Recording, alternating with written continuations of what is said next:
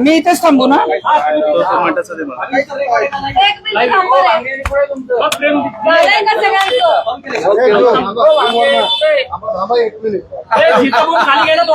चालू करू. खंडणीच्या प्रकरणात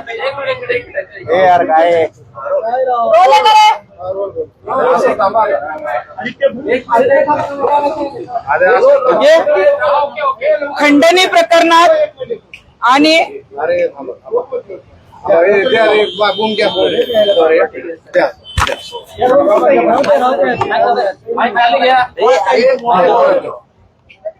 खंडणी प्रकरणात आणि संतोष देशमुख यांची जी हत्या झाली याच्यात अटक असलेला जो आरोपी आहे वाल्मिक कराड, आपण बघतोय की सध्या तो SITच्या ताब्यात आहे, पोलीस कोठडीत आहे.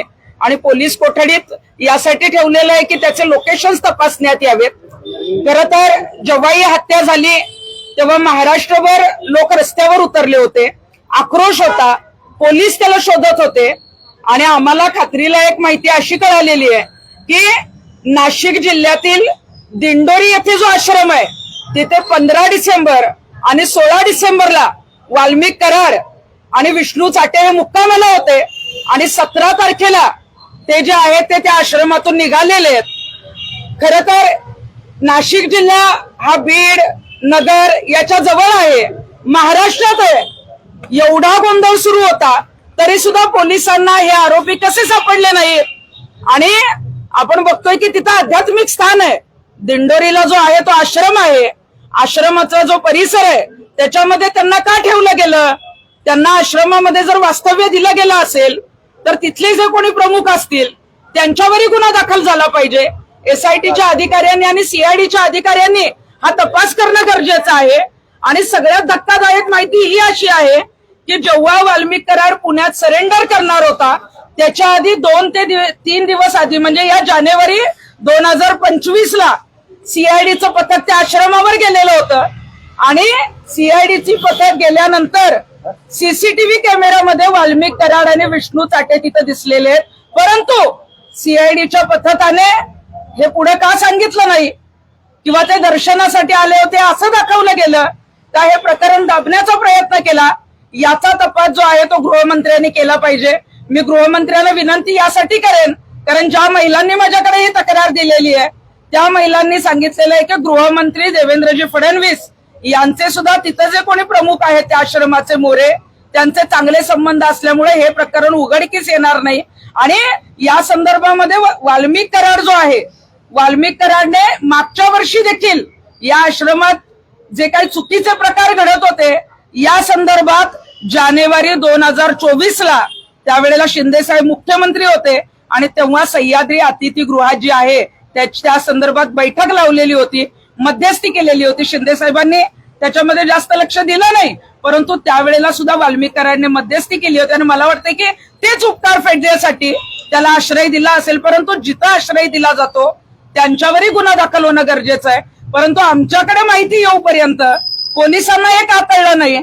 CIDचं पथक गेल्यानंतर जर त्यांना कॅमेरे दिसलेले आहेत, CCTV कॅमेरेमध्ये फुटेज दिसतं तर बाहेर का सांगितलं जात नाही, ते तपासात का घेतलं जात नाही. रस्त्यावर आक्रोश आहे, महाराष्ट्रात या प्रकरणाची मोठी चर्चा आहे. निर्गुणपणे हत्या केलेल्या आरोपीला अशा ठिकाणी ठेवणं हे पूर्णपणे चुकीचं आहे. ते आध्यात्मिक स्थान जरी असलं तरी त्यांना पाठीशी घालता कामा नये. कारण याच्या आधी आपण राम रहीमनी काय केलं हे बघितलेलं आहे, आसाराम बापूंकडे सुरुवातीला दुर्लक्ष केलं हेही बघितलेलं आहे. आणि ज्या महिलांनी आमच्याकडे तक्रार दिली त्यांनी जे दिंडोरीचे प्रमुख अण्णा मोरे ज्यांना गुरुमाऊली म्हटलं जातं त्यांच्या लैंगिक शोषणाच्या तक्रारी माझ्याकडे दिलेल्या आहेत. त्याचे आणखीन काही पुरावे आल्यानंतर त्या संदर्भामध्ये मी रीतसर पत्रकार परिषद घेणार आहे.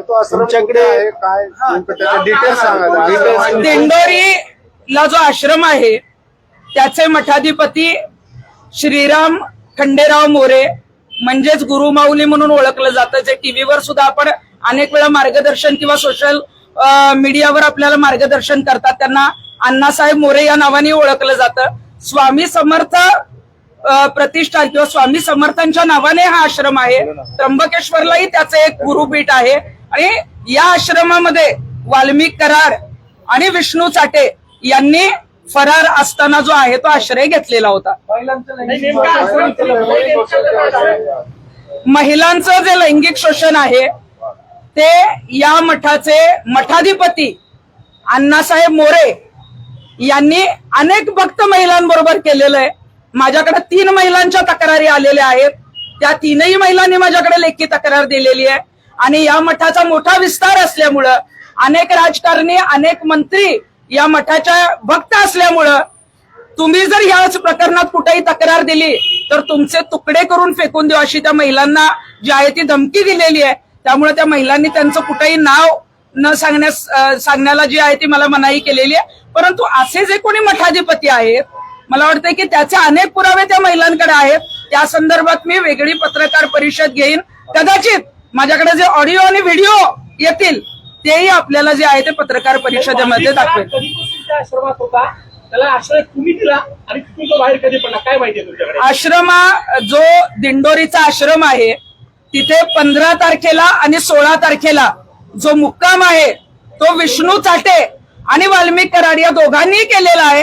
आणि 17 तारखेला आश्रमातून ती गाडी जी आहे त्यांची बाहेर निघालेली आहे. तुम्ही म्हणले की आपल्याकडे फोटो आणि व्हिडिओ येतील, म्हणजे अजून ठोस पुरावे आपल्याकडे आहेत का नाही येत? नाही, मगाशी तुम्ही लैंगिक शोषणाच्या संदर्भातलं जे विचारलं त्या संदर्भात मी सांगितलेलं आहे की त्या संदर्भातले जे लैंगिक शोषणाचे काही फोटोज आणि व्हिडिओ, काही फोटोज माझ्याकडे आलेले आहेत परंतु ते क्लिअर नसल्यामुळे काही व्हिडिओज मी मागवलेले आहेत. ते व्हिडिओज आल्यानंतर या संदर्भात रितसर पत्रकार परिषद घेऊन या आश्रमातील जे कोणी प्रमुख आहेत अण्णासाहेब मोरे आणि त्यांना साथ देणारे त्यांचा सगळ्यांचा पर्दाफाश करणार. अण्णासाहेब मोरे आणि वाल्मिक कराड यांचे काही संबंध आहेत का? याआधी वाल्मिक कराड त्या आश्रमात जात होते का? किंवा विष्णू चाटे वाल्मिक कराड त्या आश्रमामध्ये दर्शनासाठी याआधी गेले असं काय पुरावा आहे का? मागील वर्षामध्ये म्हणजे डिसेंबर 2023 ला एक या मठावर जी आहे ती केस दाखल करण्यात आली होती.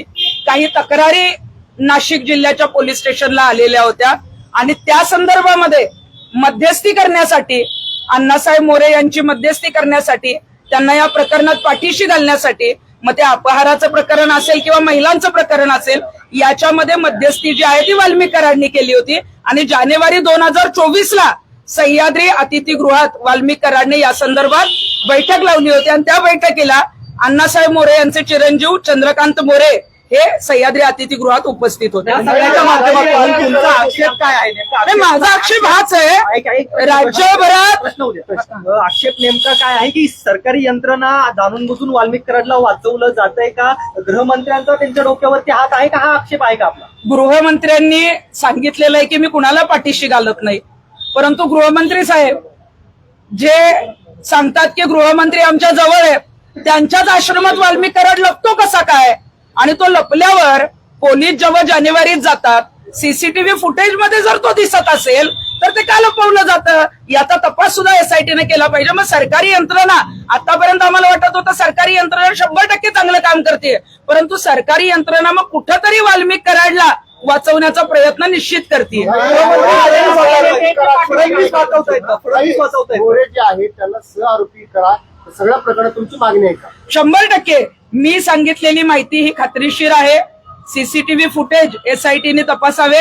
जर डिलीट केले असतील तर आजूबाजूच्या ठिकाणाहून ज्या ज्या गाड्या आल्या त्या गाड्यांमध्ये 15-16 डिसेंबरला कोण होतं ते त्यांनी तपासावं. आणि या आश्रमामध्ये ज्यांनी आश्रय दिला मग ते अण्णासाहेब मोरे असतील किंवा त्यांचे कोणी जे कोणी त्यांच्या टीमचे सदस्य असतील त्यांना वाल्मिक कराड बरोबर सहआरोपी करावं. मोरे हे महाराष्ट्रातील आसाराम बापू आहेत असं म्हणायचं का? 100% माझ्याकडे असे काही पुरावे आलेले आहेत ते जर तुम्हाला दाखवले आणि तो जर पेन ड्राईव्ह मी उघडला तर सगळ्यांच्या बोलती बंद होतील.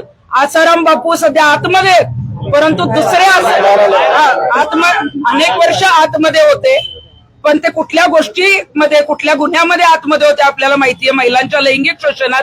आणि तसाच प्रकार जो आहे तो अण्णासाहेब मोरे जे फार मोठ्या मोठ्या बाता करतात अनेक ठिकाणी मार्गदर्शन करतात सोशल मीडियावर आपण बघतो की त्यांना अनेक जण फॉलो करतात परंतु अनेक महिलांचं लैंगिक शोषण त्यांनी केलेलं आणि त्याचे पुरावे जे आहेत ते माझ्याकडे आले. फडणवीस वाजवतायत का? ज्या महिलांनी माझ्याकडे तक्रार दिली त्यांनी मला स्पष्ट सांगितलंय की या प्रकरणात जेव्हा तुम्ही पुढाकार घ्याल तेव्हा गृहमंत्री देवेंद्रजी फडणवीस हे या मठाचे भक्त आहेत, त्यांची श्रद्धा आहे, त्यामुळे यामध्ये अण्णासाहेब मोरेंवर कुठलीही कारवाई करणार नाही आणि त्यांची पाठराखण भारतीय जनता पार्टीकडून होईल असं स्पष्ट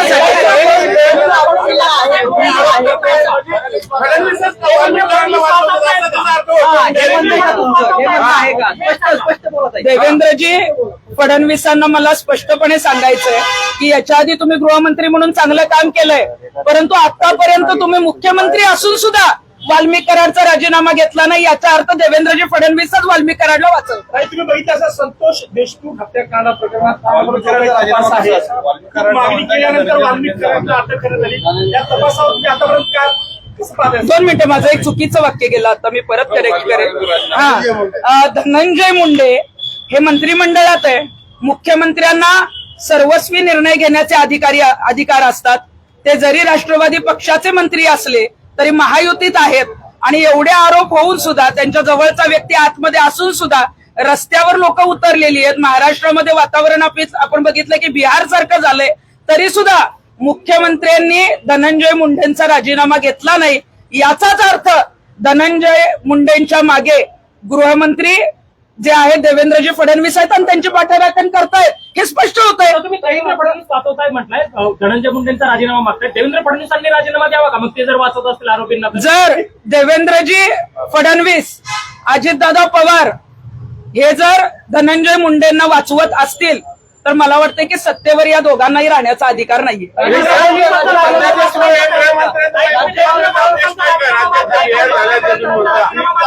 कोणाचा? देवेंद्र फडणवीसांचा. सध्या आज आपण बघितलं सैफ अली खानचं प्रकरण झालं, महिलांवर लैंगिक अत्याचार तर दररोज घडत आहेत. 1 महिना 1.5 महिना होत आला, परळीचं प्रकरण अजूनही शांत होत नाही. जसे विरोधक आहेत तसेच आक्रमक रस्त्यावर उतरतायत आणि एवढं मग आक्रमकपणे रस्त्यावर उतरतायत. 144 कलम सगळीकडे लावावं लागतंय. मग गृहमंत्री काय कामाचे आहेत? गृहमंत्र्यांनी राजीनामा दिला पाहिजे. तुम्ही मुख्यमंत्री पद सांभाळा. काही वाल्मिक कराडचे एक जे कारनामे आता उघडकीस येत आहेत, त्यानं पुण्यासारख्या शहरात किंवा अनेक शहरात मोठ्या प्रमाणात बेनामी मालमत्ता देखील उभी केली आहे. एकंदरीत या संपूर्ण प्रकरणात जो काही तपास सुरू आहे त्याच्यावर तुम्ही समाधानी आहात का? काय वाटतं, इतका वेळ का लागला याला? मला वाटतं की तातडीनं तपास होणं गरजेचं होतं. आमच्यावर एखाद्या आंदोलनाची केस झाली तर तातडीनं तपास केला जातो, तातडीनं ताब्यात घेतलं जातं, बऱ्याच गोष्टी केल्या जातात. आणि एवढे जे काही मालमत्ता, बेनामी मालमत्ता सापडतायत, अनेक प्रकरणं बाहेर येत आहेत, हजारो लोक रस्त्यावर आहेत, तरी सुद्धा कुठलाही तपास जो आहे तो व्यवस्थितरित्या चालत नाही. मध्ये सीआयडी पथक नेमावं लागतं, मध्येच एसआयटी पथक नेमावं लागतं, त्यातले मध्ये सीआयडीचे जे अधिकारी आहेत ते निलंबित करावे लागतात किंवा त्यांची बदली दुसरीकडे करावी लागते. नेमकं राज्यात काय चाललंय? काय गृह खात्यावर विश्वास ठेवायचा का नाही? आम्ही सगळ्यांनी जे आहे ते सुरक्षितपणे राहायचंय का नाहीये? तुम्ही तक्रार करणार आहात का राज्यपाल किंवा राष्ट्रपतीकडे? कायदा सुव्यवस्था राज्यातली बिघडलेली आहे, मुख्यमंत्री सक्षम नाही असं. कायदा सुव्यवस्था राज्यामध्ये पूर्णपणे बिघडलेली आहे. प्रत्येक मिनिटाला एक गुन्हा घडतोय.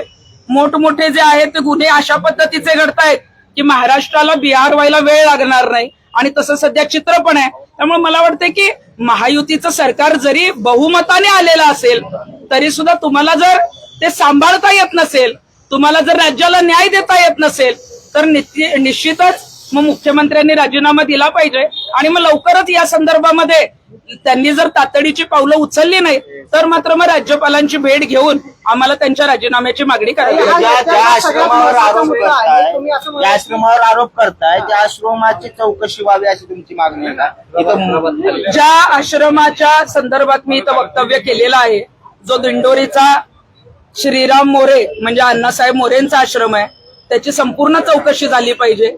त्यांच्या अगदी तिथं जी काही बिल्डिंग आहे त्या बिल्डिंग मध्ये कुठं काय चालतं, तिथल्या तळमजल्यावर काय चालतं, कुठल्या राजकारण्यांचे काळे पैसे त्या आश्रमामध्ये खाली खोदून ठेवलेले आहेत, हे सगळे जे आहे ते मुख्यमंत्र्यांनी बाहेर काढणं गरजेचं आहे. देवेंद्र फडणवीस आहेत का? मला वाटतं की धनंजय मुंडे ज्या पक्षात आहेत त्यांचे प्रमुख तर निश्चितच अजितदादा पवार आहेत.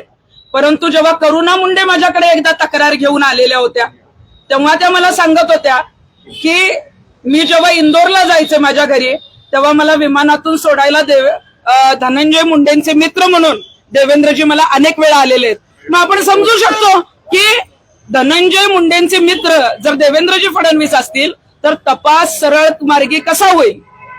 तुम्ही सगळ्यात महत्वाचा मुद्दा जो उपस्थित केला करुणा मुंडे जे बोलले आहेत, करुणा मुंडे माझ्याकडे ऑफिसला आल्या होत्या तक्रार घेऊन, अनेक मंत्र्यांकडे त्या गेल्या। जे आता विरोध करतायत धनंजय मुंडेंना ते आधी त्यांच्याच पक्षात होते, परंतु त्यावेळेला मी सांगितलं होतं की तुम्ही देवेंद्रजी फडणवीसांनाही भेटा। त्यावेळेला त्यांनी मला सांगितलं की देवेंद्रजी फडणवीस हे धनंजय मुंडेंचे एकदम जिवलग मित्र आहेत। कधी जर मला इंदोरला माहेरला जायला लागायचं तर मला विमानामधून सोडायला देवेंद्रजी फडणवीस जे आहेत ते धनंजय मुंडेंऐवजी यायचे। काय अर्थ घ्यायचं?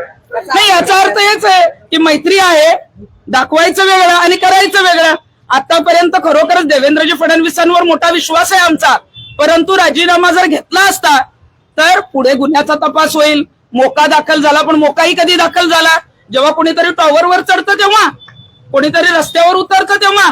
मला वाटतं की मैत्री जर तुमची आहे तर ती मैत्री बाजूला ठेवा आणि याच्यामध्ये जे जे काही सगळं समोर आलंय त्याच्यामध्ये ही लोक कशी सुटणार नाहीत, यांना कशा पद्धतीनं कायमस्वरूपी तिथं जे काही जन्मठेप असेल, फाशी असेल ती कशी होईल यासाठी देवेंद्रजी फडणवीसांनी गंभीर आरोप आहेत ते तुम्ही केलेले आहेत। नेमकं हे कोणत्या साली करुणा मुंडेंना फडणवीस सोडायला जायचे? कारण का साधारणतः 2008-9 पासून सक्रिय राजकारणामध्ये मोठ्या प्रमाणामध्ये पदं जी आहेत ती देवेंद्रनी भूषवली। नाही, हे बघा, करुणा मुंडे ज्या आहेत त्यांचं जे लग्न आहे ते धनंजय मुंडेंबरोबर झालंय, त्या धनंजय मुंडेंच्या पहिल्या पत्नी पण आहेत।